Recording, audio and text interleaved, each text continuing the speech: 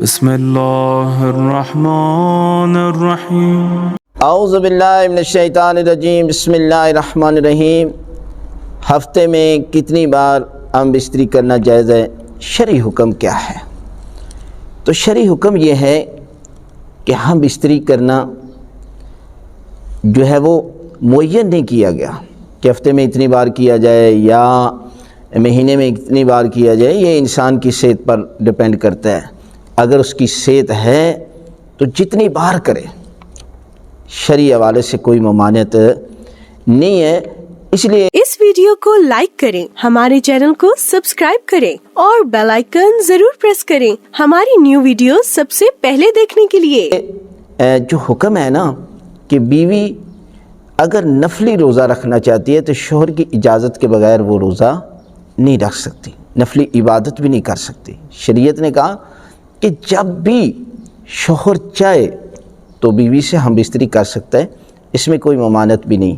اور آپ نے دیکھا کہ اللہ کے رسول نے فرمایا کہ مرغے میں 5 وصف انبیاء والے ہیں، نبیوں والے، اور اس میں ایک وصف جو ہے وہ جمع کرنا، یعنی بہت زیادہ جو ہے یہ جمع کرتا ہے، ہم بستری کرتا ہے۔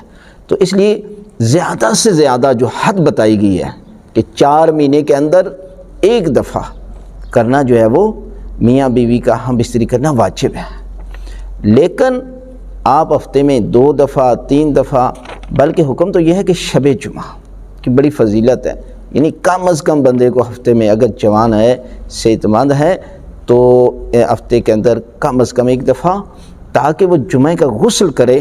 غسل کی بڑی فضیلت ہے، اور جب میاں بیوی دونوں غسل کریں گے تو پروردگار جس طرح پانی جسم کو پاک کرتا ہے، اسی طرح پروردگار اس کی روح سے گناہ کو جو ہے وہ مٹا دے گا۔